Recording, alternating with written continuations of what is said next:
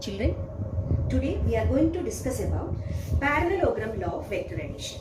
So one law of vector addition already you have studied, we have derived also, we have got the expression for the result and magnitude and direction both we have derived. That is, we have applied the triangle law of vector addition. In the same process, same procedure, we are using parallelogram law of vector addition for the addition of two vectors. So, as per the name only, parallelogram law, we will represent the two vectors as the two sides of the parallelogram. That also not any two sides, two adjacent sides of the parallelogram. We will represent the vectors completely in the sense both in magnitude and direction by the two adjacent sides of the parallelogram drawn from a common point. So, for example, two vectors you consider, vector P and vector Q. These two vectors we have represented by the two sides of the parallelogram. One side of the parallelogram AB, we have represented the vector AP. Another side AD, we have represented the vector Q. Okay. And with these two sides AB and AD, I have completed this parallelogram ABCD. Okay. So if this AB corresponds to vector P, the other side, parallel side, that will be also vector P. And if this is Q, the side BC will also represent Q, vector Q. Okay. And let us complete the parallelogram. In this condition, sorry children, the resultant will be completely represented both in magnitude and direction by the diagonal of the parallelogram passing through that common point. So did you get that? Because the parallelogram ABCD, when we consider, two diagonals you can draw. One is diagonal AC, other is diagonal BD. Okay. So as per the statement, which diagonal? The diagonal drawn from the common point. So A was our common point, not B or some other point. So the diagonal drawn from this common point. A means AC. AC represents the resultant vector R. Vector R is equal to vector A plus vector B. Okay, that is the parallelogram law of vector addition. Now we have to, as we have done in the triangle law, here also we have to get the expression for the magnitude of the resultant and direction. Both we have to get. So already the diagram, all of you note down. The same way we have from the point C, we have drawn the normal CN. So P and Q are the two vectors. Theta is the angle between the two vectors, and AC represents the diagonal. The diagonal makes an angle beta with the first vector P.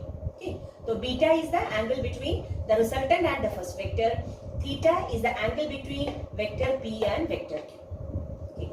And CN is the normal. Okay. Now consider this right angle triangle CNB. So in this right angle triangle CNB, what is sine theta? So this is angle theta. So sine theta we know at opposite side by hypotenuse. The opposite side means Cn divided by BC, sine theta. Okay. And Cn in this side. Cn is equal to BC sine theta, but BC is Q. The side BC will represent the magnitude of the vector Q. So that is why I have written here Cn is equal to BC sine theta or Q sine theta. Okay. The same way you write the expression for cos theta. So cos theta means adjacent side divided by hypotenuse. So adjacent side here it is Bn.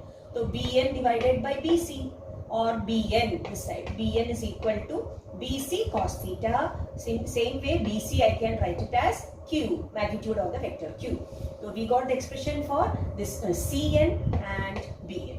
Okay. Now what we are going to do? Let us derive the expression for the magnitude of vector R. Okay. So let us consider this triangle ANC. Okay. So what we can write? We can write AC. AC is equal to under root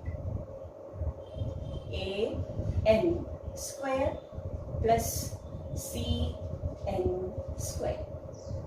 You know that AC square is equal to AN square plus Cn square, or AC is equal to under root AN square plus CN square. Okay, that's very good. Then under root AN, how we can write AN? AN means AB plus BN. So let me write that. AB plus BN the whole square plus CN square. Okay. Again, which is equal to under root AB. What is AB? AB, side AB corresponds to magnitude of the vector B. So P, BN. BN already we got. What is BN? Q cos theta. To substitute, AB is P plus BN is Q cos theta the whole square plus CN square. See that? CN we got already. CN is Q sin theta. So that also you substitute. Q sin theta the whole square. So under root P square, see, A plus B whole square. A square plus B square plus 2AB cos theta. So 2PQ cos theta plus then square of the second term. Q square cos square theta. Okay, plus. Now the second term Q sin theta whole square. So that will be Q square sin square theta. Okay, children. So what we are getting? Under root P square plus 2PQ cos theta plus Q square cos square theta plus Q square sin square theta. Q square you can take it as common. So Q square into sin square theta plus cos square theta. And all of you know that sin square theta plus cos square theta is 1. So Q square into 1. Separately I am not writing that. You will just note down. So Q square. So what expression we got? AC. AC. See that side AC? AC represents the magnitude of the vector R. Resultant vector. So left side we can write R. Resultant. Magnitude of the resultant R is equal to under root P square plus 2PQ cos theta plus Q square. What is P and Q here? Magnitude of the two vectors. And what is theta? Theta is the angle between the vectors. Clear, I think, children? This is the expression for magnitude of the resultant vector. Now let us find out the direction also. We already know that beta is the angle between the resultant vector with the first vector. So let us write the expression for tan beta. Cos beta or sin beta also you can write, no issue in that. So tan beta, tan theta means opposite side by adjacent side. So in this triangle ACN, tan beta is equal to CN divided by AN. CN divided by AN. Okay. So CN divided by AN, how we can write? AN is equal to AB plus BN. CN there, AB plus BN. And Cn already we have, that is Q sin theta divided by AB. AB is P plus BN. BN is Q cos theta. So tan beta is equal to Q sin theta divided by P plus Q cos theta, or beta is equal to tan inverse Q sin theta divided by P plus Q cos theta. So we got both magnitude also we have. See, direction also we got. Resultant vector. Okay. Now that cases also we have to discuss. Cases in the sense, suppose the two vectors are acting in the same direction. Same direction means theta 0. So theta 0, what expression we got for the resultant? R is equal to under root P square plus Q square plus 2PQ cos theta. So theta, same direction means theta 0. Theta 0. So cos 0, 1. So this will be under root P square plus Q square plus 2PQ.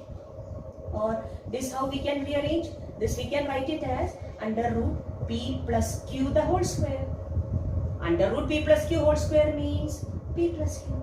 So R is equal to P plus Q. The magnitude of the resultant vector, simply you add the magnitude of both the vectors.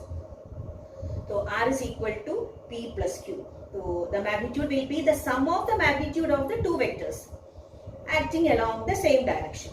So the resultant vector will act in the same direction. Okay. So magnitude also we got, direction also we got. The same way you can substitute for, suppose both the vectors are acting in the opposite direction. So opposite direction means theta is 180 degree. So theta 180 degree means here theta you have to substitute for 180, cos 180. Cos 180 means minus 1. So here instead of plus you will have to write minus. P square plus Q square minus 2PQ. And that is P minus Q the whole square. So resultant will be P minus Q. So R is equal to P minus Q. That means the resultant is equal to the difference between, positive difference, the magnitude of the two vectors, and that will act regarding the direction. Listen children, in which direction it will act? It will act along the direction of the bigger vector, whichever is having more magnitude. So the resultant will also act in the same direction. Okay. And next, third case is, suppose the two vectors are acting perpendicular to each other. If the angle between the two vectors is 90 degree. So cos 90 0. So when cos 90 0, R will be under root P square plus Q square. Listen children, very important expression. In the higher classes also you need the vector addition, the formulae. So R is equal to under root P square plus Q square. And when you calculate the direction, tan beta, what expression we got? Q sin theta, Q sin 90 divided by P plus Q cos 90. So sin 91, that is Q divided by cos 90 0 hai. So Q by P. Tan beta is equal to Q by P, or beta is equal to tan inverse Q by P. Okay. So both magnitude also we got, direction also we got, the cases also we have discussed. Hope it is clear children. Children, when you write the statement, you have to be careful. Each and every word is important. Okay. So as such only you have to write. Otherwise it is not a complete statement. Okay children.